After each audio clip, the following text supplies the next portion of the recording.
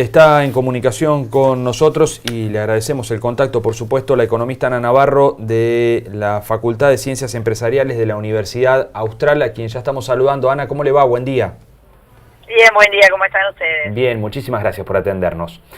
Bueno, qué panorama el de esta semana, ¿no? ¿Cómo analiza la situación y qué nivel de gravedad le adjudica?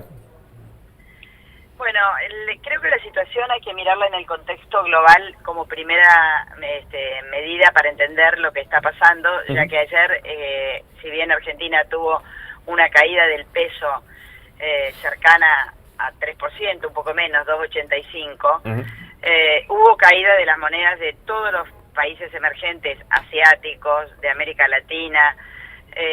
Tenemos que pensar que, por ejemplo, la moneda brasilera, el real, se depreció todavía un poquito más de lo que se depreció el peso argentino, unos centavos, pero se depreció un poquito más, pero no se salvó, digamos, ninguna moneda porque se ha depreciado el peso colombiano, el peso chileno, la moneda peruana, en el Asia y en el África se han depreciado las monedas, es decir, que lo que hubo ayer fue una revalorización del dólar a nivel global, producto de varias circunstancias que venían siendo distintas hasta esta semana.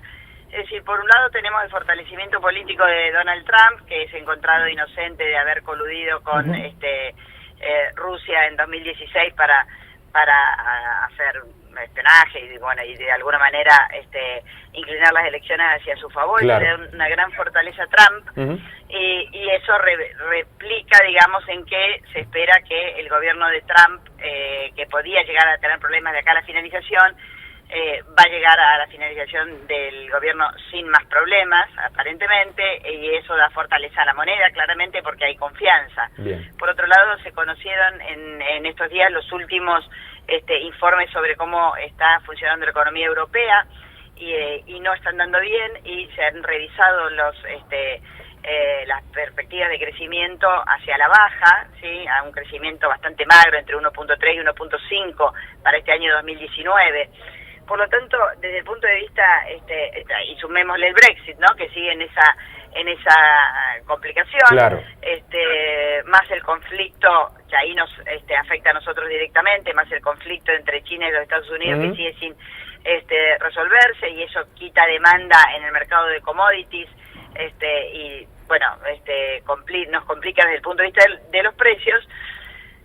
Todo, digamos, ese panorama internacional ayer decantó en un aumento del valor del dólar y, por supuesto, caída en todas las monedas de los países emergentes.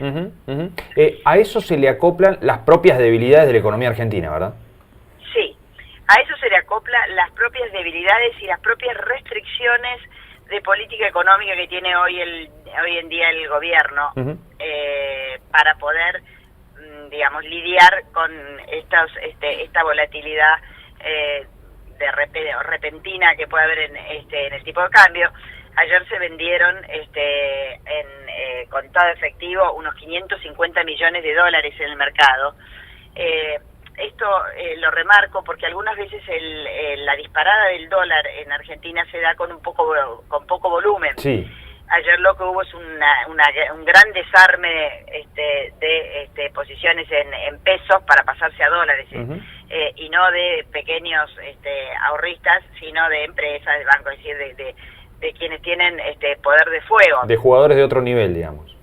Exactamente. Y el gobierno en ese momento, con el sistema que tiene de no intervención, por ahora, ¿sí? De no intervención, que a mediados, digamos, de abril va a poder empezar a intervenir con una venta, digamos, sostenida, que para el valor que fue ayer no hubiera hecho demasiado, claro. Pero en un momento de no tanta, digamos, no tan crítico como el de ayer, los 60 millones diarios que la tesorería puede vender, podrían llegar a ayudar, no a bajar el dólar, pero sí por lo menos a darle un poquito más de estabilidad. Pero por otro lado tenemos un tipo de cambio con bandas, lo cual nos haría pensar que bueno, que vamos a tener una movilidad acotada, pero la banda es enorme. Por lo tanto, hay como 11 pesos de diferencia entre el piso y el techo. Claro, claro. Y eso hace que el dólar pueda fluctuar como fluctuó sin que el Banco Central pueda intervenir. Y la tasa de interés, como bien mencionaron ustedes, sí, es la única herramienta de intervención que en este momento está pudiendo tener el central. Está casi en 68%, es decir, está volviendo a los niveles que previos al veranito que tuvimos, claro, ¿sí? claro. Cuando el dólar se había quietado entre fines de diciembre, enero y febrero, y la tasa estaba retornando a esos niveles sin tener la suficiente capacidad para aquietar el dólar, porque bueno, con un movimiento grande del dólar a nivel internacional, la tasa local no logra frenar. Es insignificante. Ana, con este panorama, con las bandas con los extremos de la banda tan abiertos, con la única posibilidad de intervención que son las tasas, y con este contexto mundial, hay que esperar que el dólar siga teniendo estos movimientos y siga habiendo este nerviosismo en el mercado cambiario. Es muy difícil que uno pueda prever qué va a pasar con el dólar a nivel internacional, porque esta brusca fluctuación de ayer es de alguna manera no era tan esperada, porque si ustedes se acuerdan que los veo muy bien informados, la semana anterior o 10 días antes, lo que veíamos era un panorama de mediano plazo del dólar a nivel internacional cayendo. ¿Por qué? Porque veíamos que hay y sigue habiendo, ¿sí?, alguna perspectiva de recesión para la economía americana que viene creciendo sostenidamente del año 2010. Claro. ¿Sí? Por lo tanto, es de esperar que en algún momento la economía de los Estados Unidos, ningún país, y tampoco los Estados Unidos, crece ininterrumpidamente, claro. Sin parar. Y ya había habido señales, porque se había dado la reversión del rendimiento de la tasa de corto y largo plazo. Con la tasa de corto plazo en Estados Unidos, la de lo que serían las LETES de los Estados Unidos, las letras a corto plazo, 3 meses, con tasas de interés que rendían un poco más que las tasas de los bonos a 10 años. Claro. Y eso generalmente es un preaviso de que la economía en algún momento va a entrar en recesión.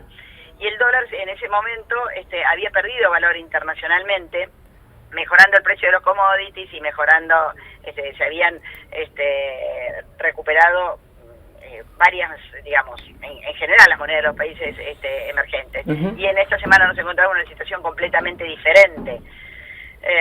Por lo tanto, el mundo en ese momento está con un grado de incertidumbre importante. Sí es de esperar que en algún momento se noten algunos síntomas de recesión en los Estados Unidos, pero no es algo que uno pueda prever desde ahora en qué momento va a suceder. Por lo tanto, al gobierno le espera un periodo complejo de administrar esta volatilidad en un país que, para que tengan una idea de la capacidad que tiene no solamente el gobierno, sino la economía de absorber este cambio en las monedas, hay que tener en cuenta que hay un problema estructural en Argentina, porque el mercado de capitales representa solamente 14% de nuestro Producto Interno Bruto, cuando no digo afuera, sino nuestros vecinos, como Brasil y otros países de América Latina, el mercado tiene capacidad para absorber un PBI o un PBI y medio, como el caso de Chile, ¿sí? Por lo tanto, el gobierno quizá debería pensar, más allá de que no pueda hacer muchas modificaciones por su acuerdo con el fondo, qué señal de confianza le puede dar al mercado, ya para que el mercado tenga expectativas un poco más favorables. Claro. Algo que quizás es una medida más de tipo política, más de cambio de alguna de algún funcionario, algo, dado que las herramientas económicas que tiene son un poco limitadas. Claro, claro, claro. Ana, buen día. Es cierto que esto es muy día a día y la vorágine casi del minuto a minuto, pero en el contexto histórico argentino, diría de los últimos 50 años, digamos, ¿dónde ubicar este momento? Digo, para compararlo por ahí con otras situaciones, con otros momentos donde la vida argentina se ha visto tan inmiscuida con la vida misma del dólar y con los aumentos y demás. No, yo creo que no lo compararía porque si nosotros nos comparamos con otros momentos en que hemos tenido un aporte o un apoyo del Fondo Monetario, teníamos otro contexto dentro de Argentina y las comparaciones no serían demasiado exactas. Una de las diferencias que nosotros tenemos en este momento es que con gran esfuerzo de todos, del sector privado claramente y algo también del sector público, la economía argentina está yendo a la eliminación progresiva, pero a una velocidad poco vista en Argentina del déficit fiscal. Uh-huh. Y esto es uno de los fundamentales de la economía para no necesitar seguir endeudándose. Claro. Es decir, esto es como una inundación. Por un lado tenemos que ver que no se siga volcando el agua, pero nosotros necesitamos también dejar de llenar la pileta, ¿sí? Porque si no se va a seguir desbordando. La canilla se ha cerrado y se ha cerrado bastante fuerte y bastante rápido. Uh-huh. Entonces, no hemos tenido ninguna circunstancia en que hemos tenido un aporte del fondo tan importante con financiamiento externo y al mismo tiempo que el gobierno haya decidido y haya puesto en marcha una reducción del déficit fiscal de esta magnitud. Claro. Por otra parte, Argentina está bastante más inserta en el mundo. El tipo de cambio real en este momento vuelve a estar alto y nosotros estamos viendo los números de las exportaciones, tanto de bienes como de servicios, el turismo cobrando un lugar importante, pero también las exportaciones de las economías regionales y las exportaciones tradicionales de Argentina, que están teniendo un buen nivel, algunas no tanto como las industriales, porque Brasil sigue sin levantar cabeza y con problemas económicos y políticos de envergadura, sí, con amenaza de renuncia del ministro de Economía de Brasil, que encuentra que más allá de todo lo que pensaron que iban a hacer, no están pudiendo pasar la reforma previsional porque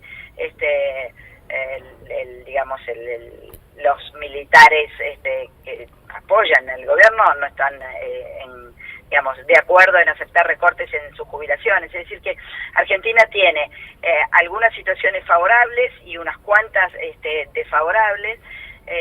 Afortunadamente, desde el punto de vista de las favorables, pareciera que la recesión habría encontrado un piso. Uh-huh. Si uno mira la evolución mensual desestacionalizada, para comparar mes a mes, o de la tendencia, ya desde fines del año pasado a esta parte se ve, por ejemplo, que en el estimador mensual de actividad económica la tasa de caída desaceleró y el índice general de actividad económica de Orlando Ferreres para febrero, mes a mes, da una minimísima un minimísimo aumento. Por lo tanto, puede ser el piso. Diríamos que oficialmente se habría encontrado el piso, claro, ¿sí? de la recesión. Uh-huh. Claro que estamos también en un año electoral y acá sí, no solamente importa los mensajes de confianza del gobierno, sino también los mensajes de confianza y de señales, sí, de confianza que pueda dar todo el arco político. Uh-huh. Bien. Ana Navarro, muchísimas gracias por estos minutos. Gracias a ustedes. Muy amable.